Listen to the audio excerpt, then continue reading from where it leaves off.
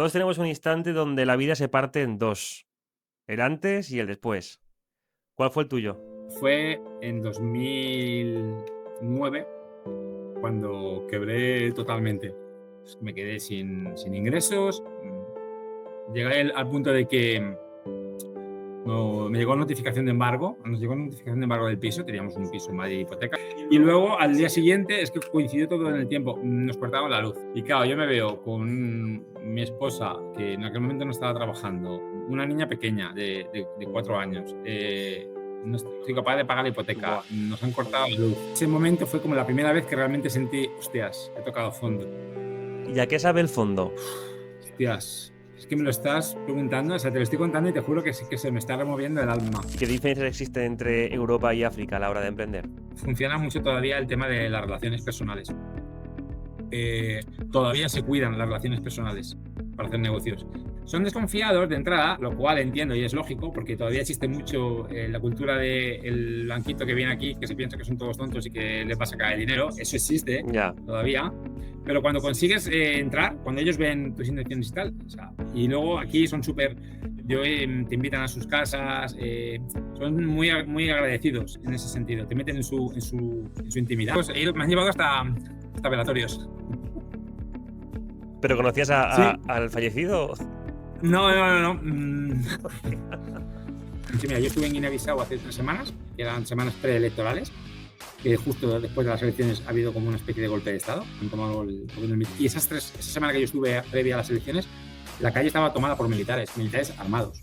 Parte de veces, de hecho, me preocupé y dije, empiezo a ver normal estas cosas. Yo creo que llevo demasiado tiempo. Hay muchas oportunidades pues, en el sector turismo, sector agricultura, energía. Sector de energía hay muchísima. En construcción. Tenemos fabricantes que estamos intentando mover productos y quieren colocar en mercados africanos. O sea, que digamos que hacéis de puente, ¿no? Entre Europa y África y estás en un papel más asesoramiento estratégico, ¿no? En todos los niveles, ¿no? Haces como un 360. Hay lugares del mundo donde todo está por hacer, donde el ritmo es distinto, donde las reglas no siempre están escritas y cada día te obliga a adaptarte. África no es un mercado fácil, es un entorno que pone a prueba tu carácter, tu paciencia y tu forma de entender los negocios. Aquí no basta con tener un plan, hace falta comprender el lugar y las personas que lo habitan. Miguel Martín es un empresario español que reside en Santo Tomé y Príncipe, con más de 15 años de experiencia emprendiendo en África. Dirige proyectos de ingeniería, turismo y consultoría y acompaña a empresas europeas en su expansión al continente a través de Africana Project y además es cónsul honorario de España en el país.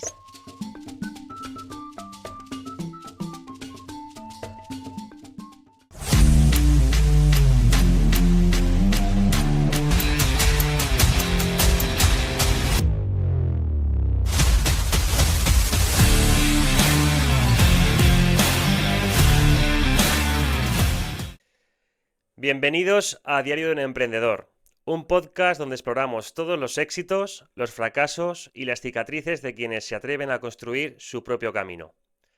Hoy tengo conmigo a alguien que, cuando se le cerró todas las puertas en España, optó por empezar de cero en un lugar remoto, donde otros ni siquiera se atreverían a intentarlo. Miguel Martín es un empresario que construyó su carrera fuera de España, en un territorio que casi nadie suele tener en cuenta, pero él encontró una oportunidad, un crecimiento y un propósito. Lleva más de 15 años emprendiendo en África. Ha dirigido empresas de ingeniería, turismo y hostelería. Ha acompañado a empresas europeas a entrar en el continente.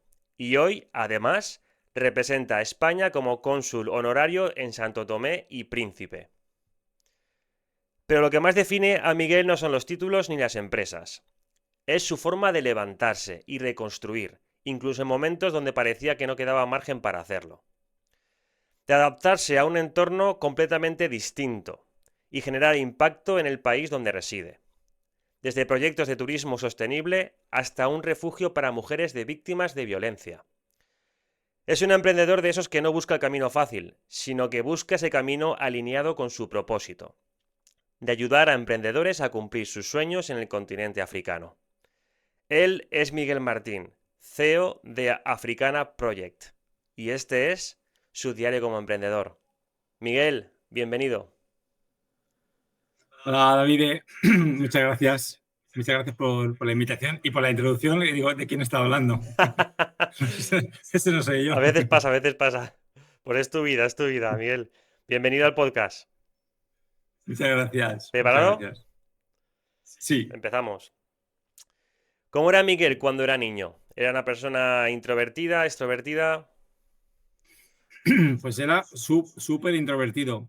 Pero vamos, hasta el punto de que me cambiaba de acera por no saludar. O sea, si me iba a cruzar con alguien, pues iba con la cabeza agacha y me cambió. Eso.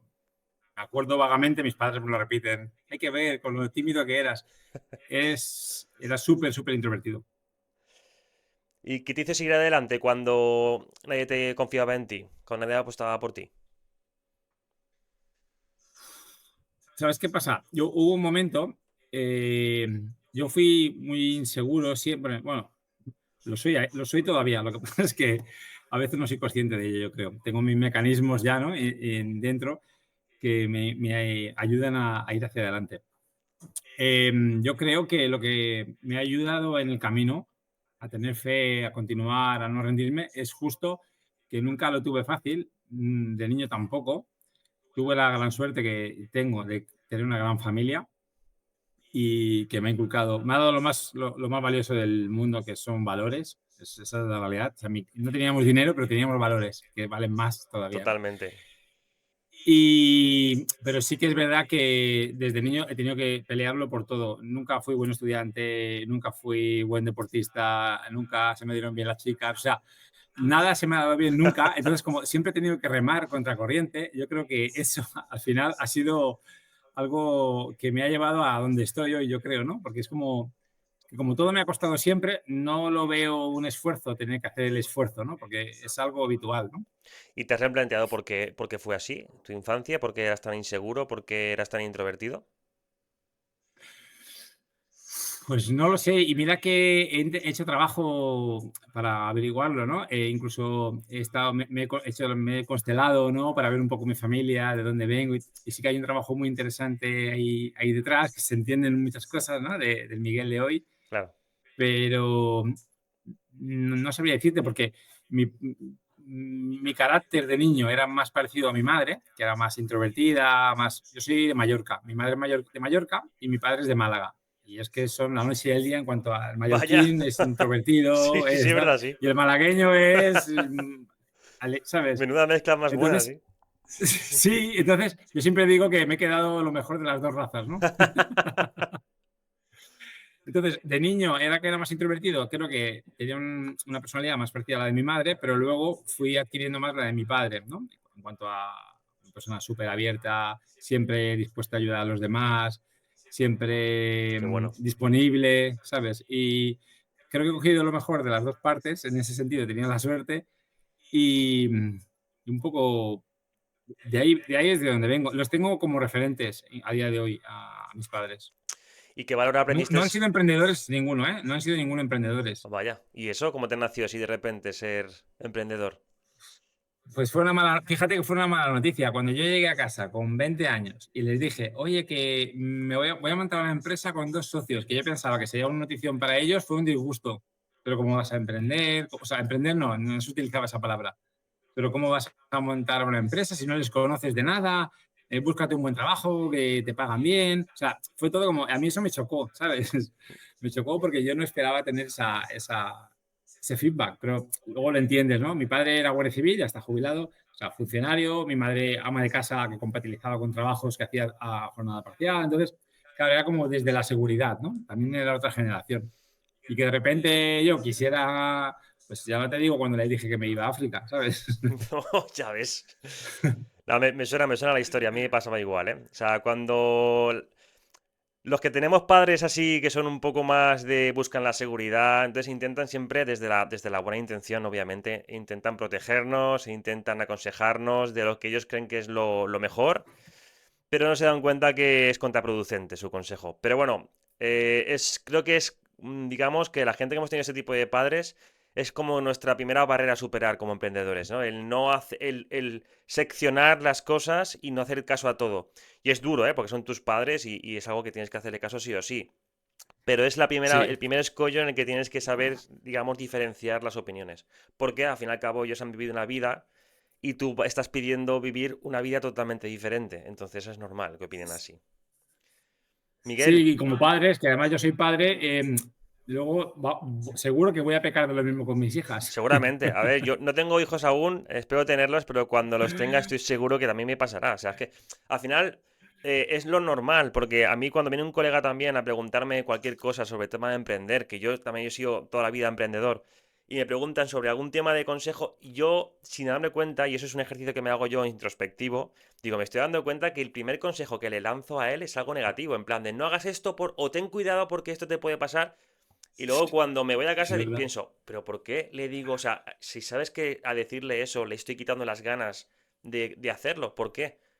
Pero es que creo que va en nosotros mismos. Es algo que es complicado evitar. Sí, es verdad, es verdad. Cuando quieres a alguien, todavía más. Efectivamente, es que viene desde el amor. Intentas que no le hagan daño y es cuando nos equivocamos.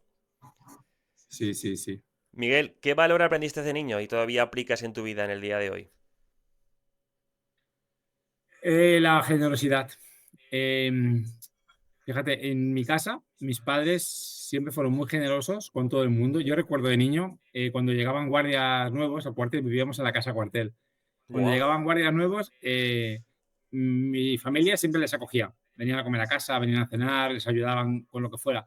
Y es eso, y era como de, oye, pues mi familia, mis orígenes son súper humildes, o sea, nunca sobró el dinero. Entonces era como de, bueno, pues donde comen tres, comen cuatro, ¿sabes? Entonces, esa generosidad que yo vi en mi casa, a día de hoy, quizás hoy tenemos una fundación en Santo Tomé desde 2019 y, claro, mis padres nunca hicieron ningún tipo de voluntariado como conforme a la definición de voluntariado, ¿no? Pero en realidad sí lo estaban haciendo, ¿no? A su Sí, manera. sí, sí, totalmente. Entonces, de niño yo creo que, fíjate que eso es lo que más me quedó, la generosidad. Yo vi en ellos siempre generosidad hacia los demás. Qué bueno. Y el sentimiento de que ese me trae algunos problemas de justicia de mi padre. Mi padre siempre era una persona que intentaba ser muy justa con los demás y con respecto a todo, ¿no? Entonces, y es verdad que hay veces, porque la justicia es relativa, ¿no? Lo que para mí puede justo, a lo Sí, mejor para ti no es tan sí, sí, justo, sí, sí, ¿sabes? totalmente. Pero te diría esas dos características, fíjate. O sea, justicia y generosidad. Pues una buena mezcla, ¿eh? Sí, Muy bien. Hey, si habéis llegado hasta aquí, significa que te interesa aprender, mejorar y seguir creciendo como empresario. Así que suscríbete a mi canal, ya que es gratis y me ayuda muchísimo a seguir creando contenido y entrevistas que de verdad aporten valor a las pymes y a emprendedores que están en el mismo camino que tú. Y quién sabe, quizás en el próximo episodio estés tú aquí contando tu historia. Sigamos. Miguel, todos tenemos un instante donde la vida se parte en dos, el antes y el después. ¿Cuál fue el tuyo? he tenido varios y el más gordo, no es el más gordo, pero el que más shock fue, que fue el primero, lógicamente, fue en 2009, cuando quebré totalmente. O sea, yo tenía, tenía mis empresas en Mallorca, me fui a Madrid en 2006, pensando que Madrid lo iba a petar, que iba a ser la hostia. No fue así. Spoiler, no fue así. Y me costó arrancar, pero arranqué. Cuando conseguí arrancar, que ya estaban las cosas más o menos funcionando, llegó la crisis y me pilló de lleno y me quedé sin ingresos. Llegué al punto de que no, me llegó notificación de embargo, nos llegó notificación de embargo del piso, teníamos un piso en Madrid hipoteca, como buenos españoles que somos, a 40 Típico. años, Ujú. típico. Y luego al día siguiente, es que coincidió todo en el tiempo, nos cortaron la luz en casa. Y claro, yo me veo con mi esposa, que en aquel momento no estaba trabajando, una niña pequeña de 4 años, no estoy capaz de pagar la hipoteca, Buah. nos han cortado la luz. Que la luz, bueno, como ya prescrito, lo que hice, como de formación soy eléctrico, me metí en el cuarto de contadores y volví a poner yo los fusibles. Entonces reenganché Sí, sí, la sí, sí, luz sí. en ese mismo momento. Pero, claro, era una impotencia de, es que, hostia, no soy un desgraciado, no he sido capaz, fíjate, yo me creía que iba... Esa sensación la he tenido más veces adelante, lo de no creerme capaz, ¿no? Pero en ese momento fue como la primera vez que realmente sentí, hostias, he tocado fondo. No, no soy capaz. O sea, yo pensaba que valía más de lo que valgo en realidad. O sea, la vida me ha puesto en mi sitio, ¿no? Un poco eso. Te quiero preguntar, ¿y a qué sabe el fondo, Miguel? Hostias, es que me lo estás preguntando, o sea, te lo estoy contando y te juro que sí que se me está removiendo el alma. Es como, es una impotencia, es una sensación de que no tenía esperanza, digo, es que no sabía qué hacer, ¿no? Para salir adelante. Es que ya lo que me quedaba era robar, así te digo, ¿sabes? Es que llegué a pensarlo Con incluso, o una sea, hija. de verdad, o sea, sí, porque es que, vamos, no pasan hambre aunque me tenga que prostituir. Hombre, la belleza nunca fue una virtud en mí y entonces tampoco sé si me hubiese ido bien, ¿no? Pero, pero si hubiese tenido que hacerlo, ¿sabes? Lo hubiese hecho. Y ahí le pedí ayuda a mis padres y me ayudaron, nos ayudaron y a partir de ahí pues conseguí remontar, ¿no? Pero fue dura. Fue la más dura. Luego vinieron otras, pero como ya venía yo de haber pasado por ahí, ya lo vives de otra manera, ¿sabes? El desierto es siempre duro, pero yo creo que la primera vez que lo atraviesas es la más dura, ¿no? Sí, Porque hay más desconocimiento de en qué arena te estás moviendo. Nunca mejor dicho. totalmente de acuerdo. ¿Y qué motivos te llevaron a elegir África y no Asia o América? Pues es que ahí, fíjate, no hay ningún glamour. O sea, me fui a África por desesperación. O sea, no tenía otra oportunidad sobre la mesa. Si me hubiesen dicho para irme a Turkmenistán, me habría ido a Turkmenistán.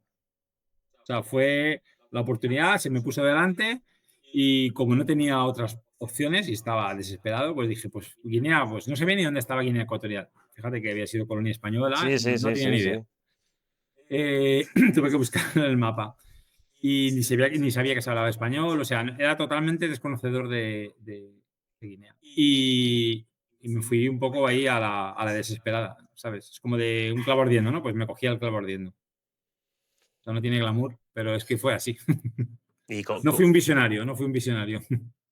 y en ese momento te has reunido en España y en África por segunda vez. ¿Cómo fue la de África? Claro, la de África fue, llevaba un año. Claro, yo lo que pasó es que o sea, yo me fui a Guinea, ¿vale? Con otras dos personas, otras dos empresas que también estaban interesadas en abrir mercado en Guinea. Vimos muchas oportunidades, constituimos la sociedad. Yo fui para un viaje de 6 días y cuando regresamos del viaje ya venía con una sociedad constituida, una SL, en Guinea. Y con la promesa de que iba a volver en unos meses, cuando no tenía dinero para ello. Entonces, yo lo que hice es que me busqué socios, capitalistas que quisieran poner el dinero. Yo ponía pues mi trabajo en terreno y ellos ponían el dinero hasta que consiguiéramos algún proyecto y para sostenerme en el país. Y lo que pasó fue que las cosas fueron mucho más despacio de lo que nos habían dicho que iban a ir. Y pasó un año, no teníamos ningún proyecto, ni teníamos tampoco expectativa no era un año, 10 meses, de que salía ningún proyecto y se cansaron y me dijeron, oye Miguel, que se acabó, se cerra el grifo. Y me cerraron el grifo. Pero me cerraron el grifo de un día para otro. Por tanto, no tenía ni siquiera dinero ni para comprarme un billete de vuelta si hubiese querido regresar. Espero que estés disfrutando la entrevista tanto como yo. Escuchar experiencias así me recuerda por qué creé el diagnóstico financiero estratégico, para ayudarte a adelantarte a los problemas antes de que aparezcan y tomar decisiones con claridad, control y rentabilidad. A través del diagnóstico analizamos en profundidad tu empresa para saber qué es exactamente lo que necesita. Desde mejorar tu rentabilidad eliminando costes innecesarios, optimizar tus seguros para estar protegido en cualquier tipo de imprevisto, hasta conseguir la mejor financiación y las subvenciones que hagan impulsar el crecimiento de tu empresa sin necesidad de asfixiar tu caja. Trabajo codo con profesionales expertos en el campo de la financiación, el control financiero, seguros, subvenciones y compra-venta de empresas, para que tengas en un solo lugar todo lo que tu pyme necesita para seguir avanzando con control y seguridad. Si quieres saber lo que tu empresa necesita, agenda una reunión conmigo y lo vemos juntos. Te dejaré el link en la descripción para que puedas agendar la cita. Y ahora sigamos con la entrevista porque se va a poner súper interesante. ¿Y de qué era la actividad de la empresa? Temas de electrificación. de urbanizaciones, media tensión, baja tensión, alumbrado público, temas eléctricos, que era el área que yo he trabajado siempre de base. Ahora es verdad que no tanto, pero es mi área de siempre. Y ahí, eso también puedo contarlo porque ya he prescrito. Yo vivía en una casa, en Guinea era todo muy caro en aquel entonces. Entonces había otro español, que era el director de una empresa de ingeniería, que estaban en Guinea, que luego acabó siendo mía la empresa, acabaron saliendo los socios y me la quedé yo. Y vivíamos juntos, compartíamos la casa, porque las casas allí eran muy caras, tipo, pagábamos 2.700 euros por una casa. Wow. Entonces, para minimizar costes, dividimos en dos, o sea, pagábamos la mitad cada uno. Y lo que pasó fue que yo era el que gestionaba la casa. Entonces, él me pagaba a mí y yo pagaba al casero. Y el primer mes que yo me había quedado sin dinero, no se lo había dicho a nadie, lógicamente, lo que hice es que dije, bueno, este mes no voy a pagar el alquiler y con el dinero de mi amigo sobrevivo. Y vi que funcionó, no me reclamaron. El segundo mes dije, vamos a ver, tampoco, o sea, estuve 4 meses sin pagar el alquiler, Hostia. viviendo del dinero de la otra persona que Guau. me daba para que yo pagara el alquiler. Pero eso no lo sabía nadie porque digo, ¿cómo voy a contar esto? Vale a ti que soy un fracasado, ¿sabes? Y a todo esto, ¿fuiste tú solo a Guinea o con tu familia? No, me fui solo. Me fui solo. Se lo planteé a mi mujer, la que era mi mujer en aquel entonces, no le cuadró el sitio y de hecho fue el punto de separación total. O sea, nos divorciamos de eso. A partir de ahí fue como, ok, caminos distintos, queremos cosas distintas y nos separamos. Otro drama más a sumar Que entiendo que es a la situación la madre de vivida. tu hija, entiendo, ¿no? Sí, la madre de mi hija mayor. Yo ahora estoy casado, hace 12 años que estoy con mi pareja actual. Tenemos 2 hijas más. Solo soy capaz de tener hijas. O sea, vale, entonces Y, vamos a aterrizar un poco. En Madrid, tu primera crisis, te coges, te vas a Guinea Ecuatorial por la oportunidad, mm, llegas allí, vives los primeros meses de un alquiler que no estabas pagando. no, los primeros 10 meses vivo del dinero que estaban poniendo mis socios, porque el acuerdo era ese, ¿vale? Ellos iban poniendo el dinero para subsistir en Guinea y buscar mercado, abrir mercados. Lo que pasa es que hay un momento en el que las oportunidades no se concretan y ellos dicen, oye, se nos ha acabado el dinero, aquí paramos. Y Vale, fue vale, de y un día ahí te para otro. frenaron. Y ahí me frenaron. Y ahí fue cuando, que te digo, no tenía ni para comprarme un billete de vuelta si hubiese querido volverme. Lo que pasa es que yo no pensaba que, como no había plan B, o sea, no había hipótesis de que aquello no saliera adelante, ¿sabes? Para mí no había otra hipótesis. Y ahí fue donde empecé a utilizar el dinero del alquiler para subsistir. 4 meses. Luego es verdad que ya me salió mi primer contrato pequeñito, y que fue la iluminación del Estadio Nacional de Fútbol de Malabo, porque iban a hacer la Copa de África en Guinea y Orange tenía que retransmitir el campeonato y no había iluminación suficiente para hacerlo en alta definición. Entonces nos contrataban a nosotros ampliar la iluminación del estadio para poder retransmitir en alta definición. Qué guay. Me encanta porque hay un patrón siempre que es cuando hablo con emprendedores de que nunca veis otra opción. O sea, nuestra forma de pensar es que no hay más opciones. Es como quemamos todos los barcos. Sí, exacto. ¿Sabes qué pasa? Que hay un tema que yo me he dado cuenta con los años y es que no sabes nunca dónde va a estar la oportunidad, ¿no? Quiero decir, tú remas y es como que estás en el mar, estás remando, hay mucha niebla y tú no sabes si el mar lo tienes ya a 100 metros o a 100 kilómetros. Totalmente. Efectivamente, si está a 100 kilómetros, pues acabas ahogándote. También pasa, ¿no? Pero no sé, yo creo que es parte de la cabeza, de cómo funcionamos, ¿no? Los emprendedores, yo creo. Totalmente de acuerdo. Sí. Miguel, cuando tuviste que empezar desde abajo del todo, ¿cómo has conseguido mantenerte en firme? ¿Qué es lo que te hacía, qué es ese pensamiento, esa motivación que te hacía seguir? ¿En qué momento? En lo que cuando estabas Eh, fracasando, cuando estabas que no podías más, en ese momento en el que no veías más Mira, en opciones. ese momento en ese momento lo que me hacía tirar adelante era la responsabilidad económica que sentía que yo necesitaba pagar facturas. Es más, una de las cosas que me pasó en España cuando en 2009 tuve que cerrar, o sea, cuando quebré, es que yo trabajaba con autónomos, subcontrataba autónomos. Entonces, claro, a mí no me pagaron y yo tampoco les podía pagar a ellos. Entonces, yo lo que hice fue, yo me comprometí con ellos, oye, es una putada para ti, es una putada para mí. Muchos no entendían, en plan de, a mí quien me debe el dinero eres tú. Perdona. Entonces, yo lo que hice fue, con todos ellos, les dije, mira, yo ahora mismo no puedo pagaros porque es que no tengo ni para comer, pero en cuanto yo vaya teniendo, me comprometo a liquidaros el 50% de la deuda. Entonces, como asumamos una parte cada uno. Entonces, yo lo cumplí, lo fui haciendo, tardé algunos años, pero lo fui haciendo con todo el mundo. De mis autónomos les pagué la mitad, que era lo que... Lo hice así porque me nací así, por ese sentimiento de justicia, quizás, ¿no? Sí. Que mamé de siempre.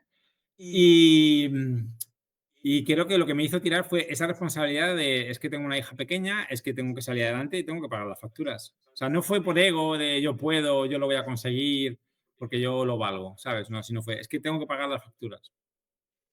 ¿Has pensado alguna vez en volver a España? No. Y sinceramente, cada vez, por lo que veo, me apetece menos. Lo entiendo.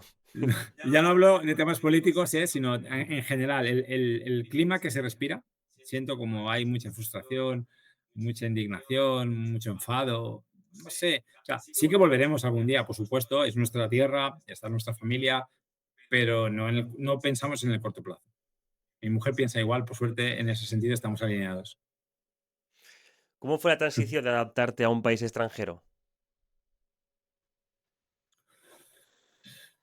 Pues yo es que siento que tengo ahí, fíjate, antes te decía que no tengo ninguna cualidad, creo que esa cualidad la tengo y es que me adapto o sea, ahora me toca vivir aquí y me adapto a las condiciones de aquí, pero siento que si mañana me tocara irme a vivir a Afganistán, pues me adaptaría a las condiciones de allí con sus cosas buenas y sus cosas malas, ¿no? Entonces, al final supongo que es un poco el aceptar, ¿no? El sitio en el que te toca estar, en el que eliges estar, porque en realidad Guinea no lo elegí, llegué a Guinea por necesidad.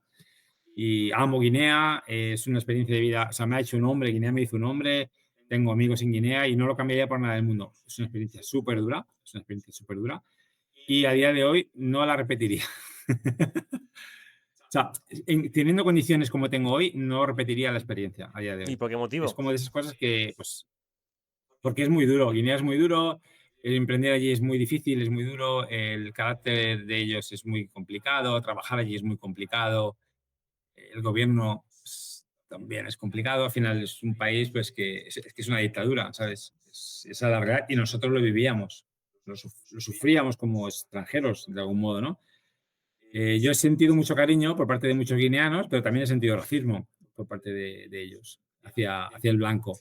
Al final hay un tema, ahora me estoy metiendo en temas complicados, y es que en Obiang, siempre ante los problemas, la culpa era de los colonos. Es que no nos, ¿sabes? La culpa era de los blancos. Y claro, al final en el pueblo, a veces como que el ambiente era un Se poco... respiraba.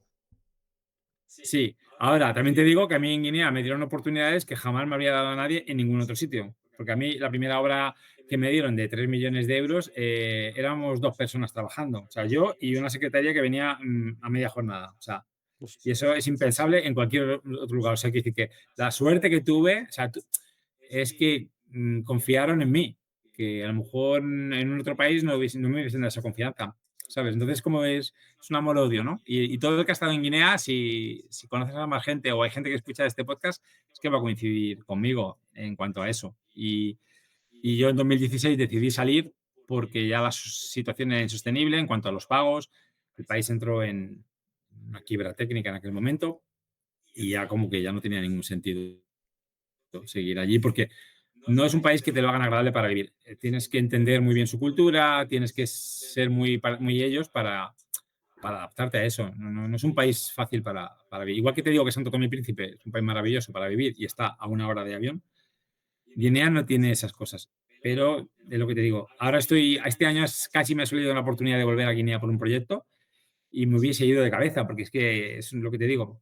Te digo una cosa y te estoy diciendo la contraria, pero es que amo el país, ¿sabes? No sé si Es un estoy amor-odio. expresando realmente, Es ¿no? un amor-odio, Sí, sí. Te entiendo. sí. Y para alguien que nunca estaba allí, ¿cómo es Santo Tomé y Príncipe? Hostias, pues Santo Tomé y Príncipe es un país espectacular, es un país verde, naturaleza extrema, es un país con las playas increíbles. La gente es muy, muy agradable, muy simpática. O sea, a nosotros, fíjate que nos que llamaba la atención las primeras veces que venimos aquí de turismo, eran que la gente te daba los buenos días y las buenas tardes, ¿sabes? Algo tan básico, ¿no? Que en España no te lo da ni casi el vecino de enfrente, Ya, ¿sabes? Coincides en el ascensor y hay veces que ni los buenos días. totalmente. Y es eso, la comida, no sé, aquí se respira, yo siento como que esto es más, vivimos más con los pies en la tierra, ¿sabes? ¿Y que debería saber alguien que se plantea emprender en ese país? La paciencia. No, aquí lo que funciona es efectivamente, bueno, paciencia hace falta en cualquier lugar, ¿no? Esa cualidad la necesitas en cualquier parte. Es la capacidad de resiliencia y de adaptación. Tienes que estar continuamente dispuesto a adaptarte a los cambios, porque todo se complica en el último momento, pero luego todo en el último momento se vuelve a alinear, ¿sabes? Es algo extraño, pero es así. O sea, es como, al final acaban saliendo las cosas, pero tienes que estar como muy despierto. Y quizás esa es la parte que me engancha, ¿no?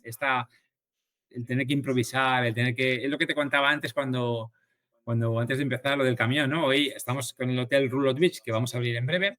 El restaurante está construido dentro de un camión, que va a ser el food truck. Es un camión que compramos en Alemania, es un camión de 1930, lo hemos rehabilitado en España, en Valencia, Castellón, y lo mandamos en barco hasta Santo Tomé. Resulta que cuando llega aquí, los frenos no funcionan. No hemos conseguido arreglar los frenos del camión, porque no hay piezas. Claro, es un camión que tiene 90 años. Claro. Entonces, hoy no he querido que lo llevara a ninguno de mis empleados porque digo, si le pasa algo con el camión, pues que me pase a mí, ¿no? Que es mi responsabilidad. Entonces, me ves a mí cogiendo el camión sin frenos por la carretera, Madre mía. despacio, ¿no? Despacio. Claro, eso es inviable, no te lo planteas ni en España, No, ya, ¿sabes? imagino. Entonces, ese tipo de pero al final hemos llegado, hemos colocado el camión en su sitio, todo ha salido bien. ¿Sabes? Cuando hay el caos, pero de repente, venga, vamos a hacer así, vamos a aceptar. Y al final yo creo que si tienes ese espíritu de solucionar, todo se soluciona. ¿Y qué diferencias existen entre Europa y África a la hora de emprender? Siento que África, los países en los que yo he trabajado y estamos trabajando, además de Santo Tomé, funciona mucho todavía el tema de las relaciones personales.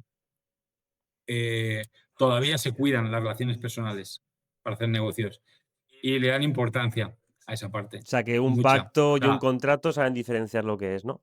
Un pacto sí, es algo en que tú te fías de esa persona cuando le das la mano, eso aún se lleva por ahí, ¿no?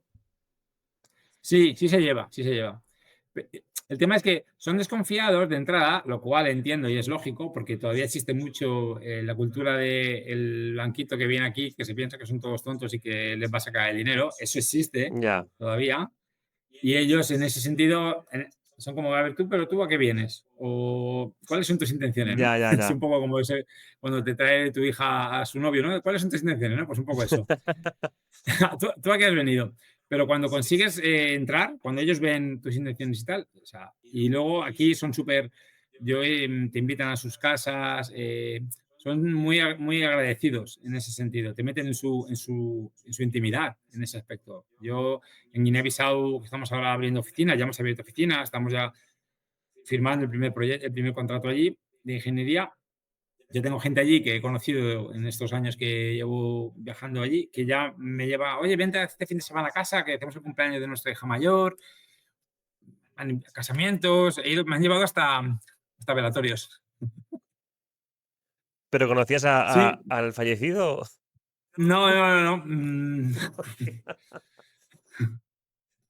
Pero para ellos, Es fíjate, importante. un velatorio es importante porque además es un lugar de encuentro, un lugar donde se encuentran, la gente lleva comida, otros llevan bebida, se sientan en la puerta debajo de un árbol a ver la vida pasar, a hablar entre ellos. Es un momento de convivencia, ¿no? Entonces, pues en aquella vez en particular, pues, oye, que habíamos quedado para comer y me dijo, oye, ¿te importa? Vamos a pasar primero por un velatorio que ha muerto un familiar. Y digo, no, donde queráis, yo voy donde queráis. Y al final no comimos allí, estuvimos 4 horas ¿Qué me estás en el, contando?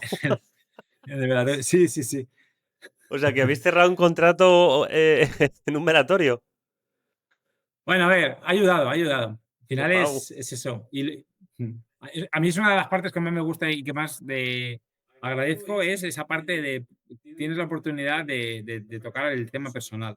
Esa Es cercanía. verdad que cuando te toca tratar con personas con las que no encajas, es más desagradable y yo no lo hago. O sea, por ejemplo, si no fuera gente que realmente valoro y me caen bien, pues no habría ido, ¿sabes? Eso, Claro. eso sí que lo hago. Intento ser honesto también en ese sentido. Estás haciendo negocios, pero la honestidad hay que intentar siempre, ¿no?, llevarla adelante. Pero esa parte humana creo que es la principal diferencia que hay entre África y Europa ahora mismo. Miguel, si quisiera explorar oportunidades de negocio en África, ¿cómo me ayudaría The Africana Project a entrar en el continente? Ostras, pues dependiendo del sector, hay muchas oportunidades, pues en el sector turismo, sector agricultura, energía. Sector energía hay muchísimas oportunidades. En construcción, nosotros ayudamos a empresas a participar en concursos. Con la empresa que tenemos de ingeniería, tenemos 8 años de experiencia ya, 8 para 9, sí, de concursos con multilaterales. Banco Mundial, Banco Europeo de Inversiones, Naciones Unidas, Banco Africano de Desarrollo, o sea, todos esos multilaterales, trabajamos con ellos. Tenemos a día de hoy, Se cayó. tenemos a día de hoy contratos en vigor con la mayoría de ellos y con otros no, pero hemos trabajado con todos. Entonces tenemos esa expertise de, oye, sabemos lo que les gusta, sabemos preparar propuestas para ese tipo de instituciones, ¿no? Entonces, pues cuando aparece, por ejemplo, una empresa constructora, ahora estamos con una empresa constructora que quiere entrar en el mercado en Senegal, de construcción y claro, yo en la reunión que tuvimos la semana pasada le digo, yo veo dos fórmulas, una más agresiva, que es que tú que compres una empresa constructora que ya está funcionando en el país, lo cual acelera muchísimo el paso y yo te ayudo a encontrar esa empresa, a hacer una due diligence, a ver que está todo ok para que tú hagas eso.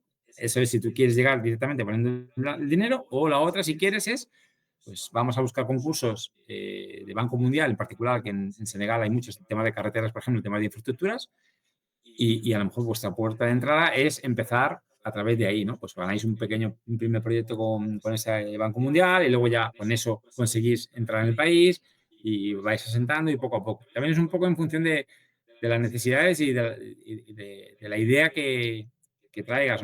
Por ejemplo, hay gente que viene, hace poco uno quiere montar un hotel.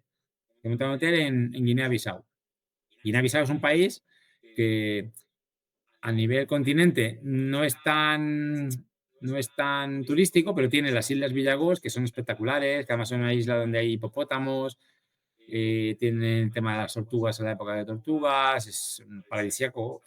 Entonces, yo le hemos aconsejado, oye, pues mira, te aconsejamos, si quieres montar un complejo turístico, tiene que ser una isla. Pero cuando le dijimos los condicionantes que tiene y las dificultades que tiene, pues decidió desistir. Claro, ¿sabes? En ese sentido, yo intento ser franco porque a mí me hubiese gustado No, no, ahorrarme alguna de las hostias que me he pegado. perfecto, me parece perfecto. Y, ¿sabes? Cuando ves las dificultades, dices, joder, es que a mí no me lo habían vendido así. Digo, pues yo o sea, es desde mi conocimiento, tampoco lo sé todo, ¿no? Pero desde lo que yo conozco del país, esto es lo que te vas a encontrar. Si a pesar de eso quieres intentarlo, yo a muerte contigo. Pero, ¿sabes? Y un poco hacemos eso. Tenemos fabricantes que estamos intentando mover productos que quieren colocar en mercados africanos y tienen problemas con aduanas, porque al final uno de los principales problemas de las barreras de entrada de África es aduanas. El tema de los aranceles famosos de Trump, pues aquí ya los inventó alguien antes que Trump. Vaya. Y son bastante altos. Y hay muchos países que encima hay un sistema corrupto de tasas de aduanas, con lo cual es como muy incierto. Lo que hoy te cuesta un 20%, la misma carga mañana a lo mejor te piden un 35%, ¿sabes? Y ahí es muy complicado jugar. Entonces, ¿cómo consigues superar eso? Pues oye, conociendo el país, conociendo la institución y a lo mejor tú vienes y te digo, oye, mira, ahora te van a cobrar un 20, pero tienes que estipular un 30 porque de media al año, unas veces te cobran 35 y las otras veces 25, pues de media va a ser un 30, ¿sabes? Pues intentamos ayudar a aterrizar un poco, ¿no?, en el país con el conocimiento que tenemos.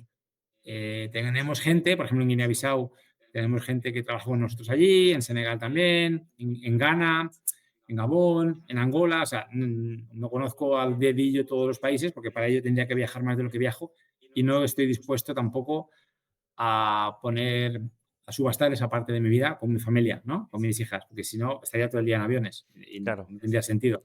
O sea, que digamos que hacéis Entonces, de puente, ¿no? Entre Europa y África y estás en un papel sí, más asesoramiento estratégico, ¿no? En todos los niveles, ¿no? exacto. Haces como un 360. Mm.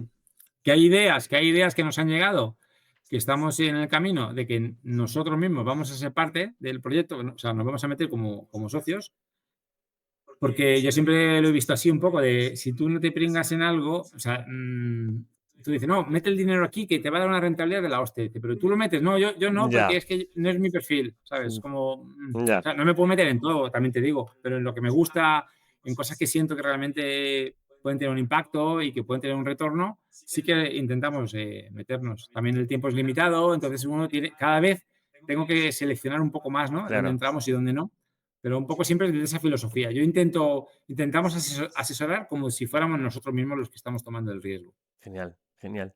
Y Miguel, ¿cómo funciona allí el nivel fiscal para abrirse una empresa? Mira, aquí puedes tener una empresa constituida en 24 horas. Sorpresa. Wow. ¿Pero a qué Sí, precio? ¿Es con, asequible o a con tu 0 euros? NIF, con su todo. No, 1.500, o sea, si la quieres en un día, 1.500 euros es el precio. Pero en un día tienes cuenta bancaria abierta, estatutos, NIF y registro En mercantil. un día, en un solo día. En un día, en un solo día. 24 horas. Parecido aquí a España. Igualito, igualito. Luego, el tema impositivo es verdad que es alto, o sea, es alto. El impuesto de sociedades es el 25% también, como en España, pero sí que es verdad que haciendo una estructura legal, financiera de sociedades, se puede diluir un poco, ¿no? Esa tasa impositiva, porque hay excepciones fiscales que favorecen a ello. No son muy conocidas, o sea, no se publicitan, pero están ahí. ¿Y cuál es el nivel impositivo? O sea, por ejemplo, el impuesto de beneficios, ¿ahí cuánto es? Lo normal. 25%. Un 25%. Bueno, Pero hay herramientas para poder minimizarlo al 12,5%. vale, vale. Bueno, bien, bien. Y luego, por ejemplo, nosotros, porque tenemos gente que ha constituido empresas aquí, que ya les hemos ayudado a constituir empresas aquí, pero claro, yo no le aconsejo a la gente que luego se traigan aquí el dinero, salvo que vayan a invertir aquí, físicamente. Claro, claro. Entonces, pues en esos casos, pues trabajamos con Caixa Geral, que es un banco europeo, es un banco portugués, que trabaja con Santo Tomé y Príncipe. De hecho, tiene participación en el Banco Internacional de Santo Tomé y Príncipe, o sea, está conectado al país, ¿no? Entonces, pues, oye, pues te ayudo a abrir la sociedad aquí y te ayudo a abrir cuentas de la sociedad en Europa, con lo cual ya también proteges también de alguna forma, ¿no? Tu capital. Al Genial. final es lo que más, o sea, hay que cuidarlo. Tú que te dedicas a ello, lo Claro, sabes, ¿no? Es más difícil ganarlo que perderlo. efectivamente. O sea, no, bueno, me alegro de escuchar que hay un sistema, ¿no? O un presistema más o menos entre Europa y África. Veo que hay un poquito de enlaces entre los dos continentes. No es, ala, me voy y no tengo ayudas. Sí, los hay. Y el tema bancario no es que aquí no funcione o no me fíe, es que este tipo de, o sea, en estos países todavía lo que pasa es que las tasas son muy altas. O sea, hacer una transferencia internacional con divisa, que implique cambio de divisa, Mm, te puede costar un 4% del valor transferido. O sea, es que buah. es un disparate. ¿Allí qué moneda es? Claro, nosotros, es una moneda, es parte de los problemas que tenemos en el país, que no hay divisa porque no hay cambio. Dobra, se llama dobra. Es una moneda que solo se utiliza en este país. En su día les ofrecieron entrar en el sistema de franco cefa, pero no quisieron entrar. Si hubiesen entrado, habría menos problemas de divisa. Tenemos muchos problemas de divisa porque el país no exporta todavía lo suficiente y hay siempre problemas. O sea, tienen problemas. Y luego, encima, necesitan mucha divisa porque el país, a nivel energético, todavía se funciona con grupos electrógenos, con gasóleo. El gasóleo se paga en dólares. Buah. Entonces, es como la balanza es negativa totalmente. Es un país pequeño, ¿no? 200.000 habitantes. Imagínate. Claro, es que eso tampoco ayuda a contexto país, Claro. ¿sabes? Es un país muy pequeño. Entonces, claro, es todo muy poco escalable, en verdad, aquí, lo que es en este país. Sí, que también puede ser como centro de operaciones, pero del continente. Exacto. Claro, nosotros lo utilizamos como centro de operaciones y cada vez hay más empresas que lo están haciendo porque es un país seguro, es un país democrático, es un país donde no hay ningún tipo de peligros. O sea, puedes andar perfectamente solo por la calle como andarías en cualquier ciudad de España. Bueno, mejor incluso que en alguna ciudad de España, fíjate lo que te digo. Más tranquilo. Y esa estabilidad y esa seguridad no la encuentras fácilmente en otros países. Mira, yo estuve en Guinea-Bissau hace 3 semanas, que eran semanas preelectorales, que justo después de las elecciones ha habido como una especie de golpe de Estado. Han tomado el gobierno. Y esa semana que yo estuve previa a las elecciones, la calle estaba tomada por militares armados, Buah. con vehículos armados, o sea, de guerra, o sea, no estaba en guerra Sí, ni sí, sentí sí. peligro. Quizás ese es parte a veces, de hecho me preocupé y dije, empiezo a ver normal estas cosas, yo creo que llevo demasiado tiempo en este Te iba a continente, preguntar. pero Que digo, lo has normalizado, parece, porque lo hablas como si fuera el día a día. claro, el Santo Tomé no es el día a día. De hecho, si alguien quisiera invadir Santo Tomé, lo consigue en 5 minutos, porque el ejército que hay es de risa, con todos los respetos, pero es un ejército como muy poco preparado. Sé que la gente no tiene ni mala hostia, ¿sabes? Como digo yo, ¿sabes? Pero no es el contexto real. O sea, Gabón es más agresivo, Camerún es más agresivo, Guinea-Bissau es más agresivo, Ghana. O sea, África en sí, el carácter africano, de por sí, es un carácter como más agresivo de entrada. No agresivo de violento, pero sí de carácter como más fuerte, ¿no? Más rudo. Y aquí no, aquí las condiciones son muy buenas y luego encima el país es precioso. Nosotros no vinimos a vivir aquí porque nos gustó el país, nos vinimos sin ningún proyecto, sin trabajo, nada, o sea, nos vinimos de cero. Dijimos, oye, vámonos a ver, vamos a probar. Nos gustó el país y dijimos, vamos a probar. Y vinimos con la maleta y hasta Qué hoy, bueno, 8 años después. qué bueno. Miguel, ¿qué error ves repetir constantemente en quienes quieren emprender fuera de su país? Pues querer tener la razón, yo creo. Y no escuchar. Sí, porque además esa cantinela yo aquí la he vivido muchas veces y ahora además como cónsul honorario, pues hay veces pues cuando vienen empresarios que quieren hacer aquí cosas, contactan a través de la embajada y pues yo lógicamente les ayudo encantado porque es parte de mi propósito, ¿no? El ayudar a la gente, pues entonces si hay gente que quiere venir aquí a emprender proyectos que van a ayudar a que el país se desarrolle, pues encantado, ¿no? Entonces, hay veces que te vienen y yo les digo, no, aquí normalmente las cosas son así. No, pero es que yo lo hago así, no, es que yo lo voy a hacer así. Y yo ya sé, digo, este no lo va a conseguir, Ya, ¿sabes? ya. Porque es el de, no, es que si vienes aquí, tienes que venir abierto a hacer las cosas, o sea, a hacer lo que tú quieres hacer, o sea, el proyecto es tuyo y el producto es tuyo, pero tienes que hacerlo conforme a las reglas de aquí. O sea, es que Totalmente. si no, no te va a funcionar. Es como en España, es lo mismo. O sea, tú no te puedes ir a España a hacer las cosas como las haces en tu país porque no funcionan. ¿Qué sería para ti hoy en día tener éxito en tu vida? Hostias, pues un poco. Fíjate que ahora, estos días, estamos con mucho trabajo y estoy como un poco sobrepasado. Y ese sentimiento de no soy capaz, ayer, sin ir más lejos, lo sentí como muy presente.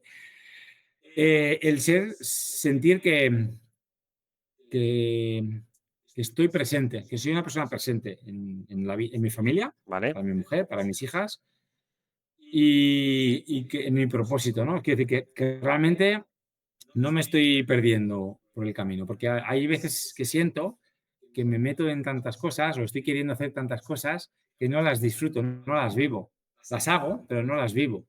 Entonces, el vivirlas, ¿sabes? El sentirlas. Estar presente. Sí, eso es, el estar presente. Pero principalmente estar presente para mi familia, porque es verdad que quizás en mi caso, como cuando yo me fui a Guinea, mi hija pequeña tenía 5 años, claro, yo ahí tengo ese pesar de que no fui un padre todo lo presente que a mí me hubiese gustado ser y que sí fue el mío. A pesar de que me organicé de tal manera cuando conseguí sacar las cosas adelante en Guinea de que iba todos los meses estaba tipo 20 días en Madrid, en Guinea, 9 días en Madrid, ¿no? Más o menos. Por intentar estar lo máximo tiempo posible con mi hija, pero no es lo mismo que estar presente, ¿no? Entonces, quizás tengo como muy presente esa particularidad. Aquí, fíjate que la vida que llevamos, el día a día, la rutina, yo a las 5, 5:30 cierro pantallas, cierro todo, porque sale la niña del colegio y ese es el momento para la familia. Duchas, cenas, parque, o sea, Qué lo que sea. bueno. Luego me vuelvo a sentar, cuando se van a dormir a las 9, muchos días, no me queda más de medio y me vuelvo a sentar, ¿no? Otro ratito.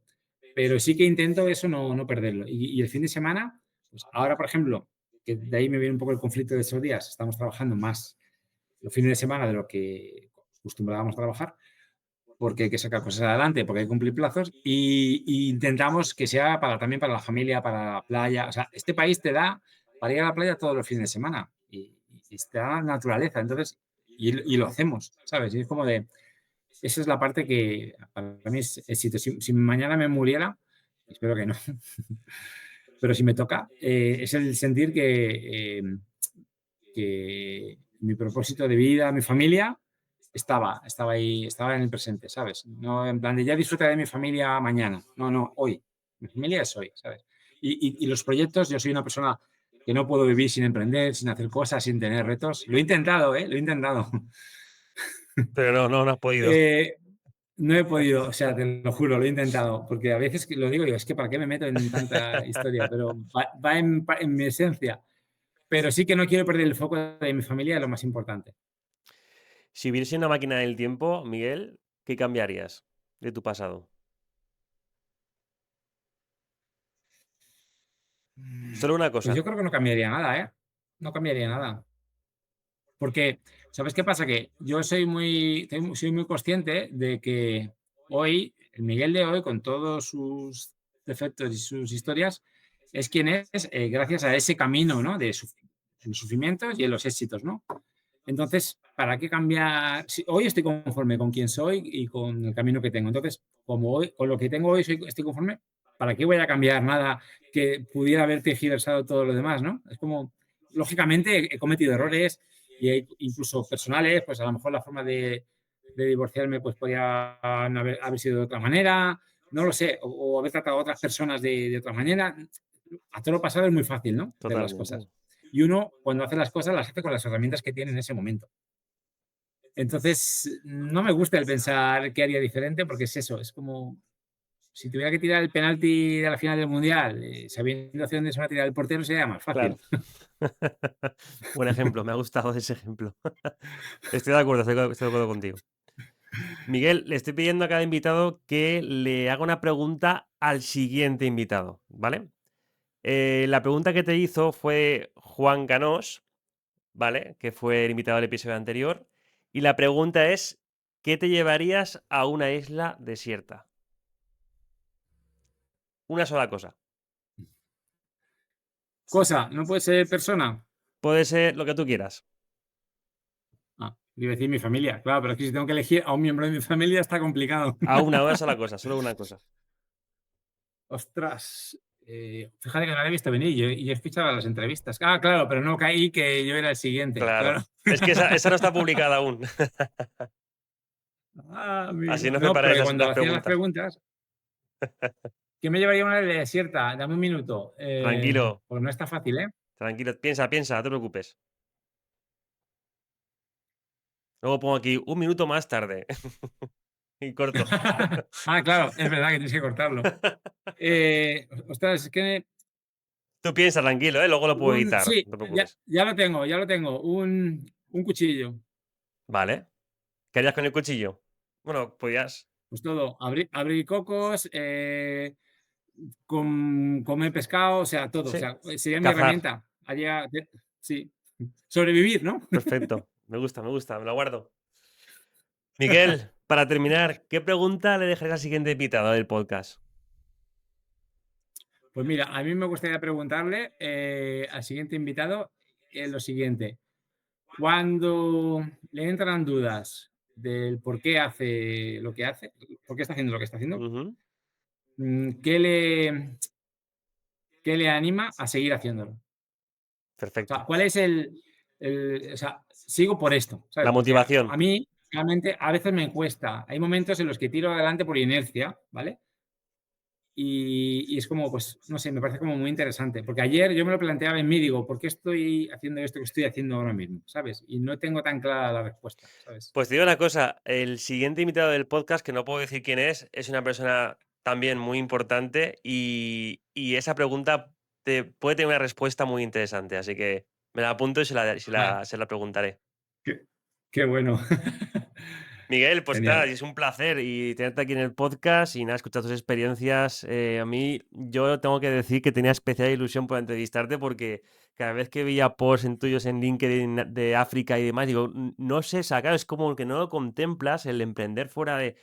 Ya fuera de España, pues sí, en plan, pues eso del Londres o Francia, pero Sí, sí, sí, Guinea sí. Ecuatorial, Santo Tomé, Príncipe, y dices, son cosas que ni siquiera piensas, que pues, ahí estarán ahí todas dictaduras, no te dejarán entrar en el país, típicos sobornos constantes, vamos, ni te lo planteas, ¿no? Que hay una oportunidad de negocio. Y sí que la hay, entonces, que Esas cosas también están, ¿eh? Hay países en unos países más que en otros, pero sí, también existen. Pero sí que es verdad que yo intento, o sea, un poco mi propósito es mostrar ayudar, que hay otra África, más allá que la África de los niños de UNICEF, exacto. ¿sabes?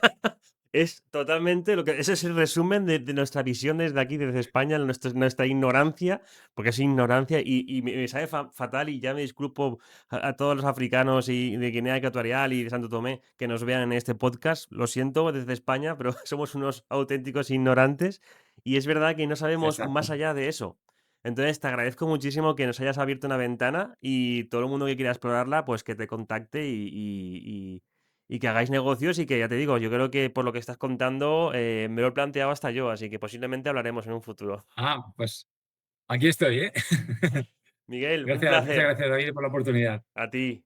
Nos vemos pronto. Chao. Acabas de escuchar un episodio del Diario de un Emprendedor, un podcast donde aprendemos las mejores lecciones de CEOs que han conseguido llegar a lo más alto con su empresa. Suscríbete para no perderte el siguiente episodio.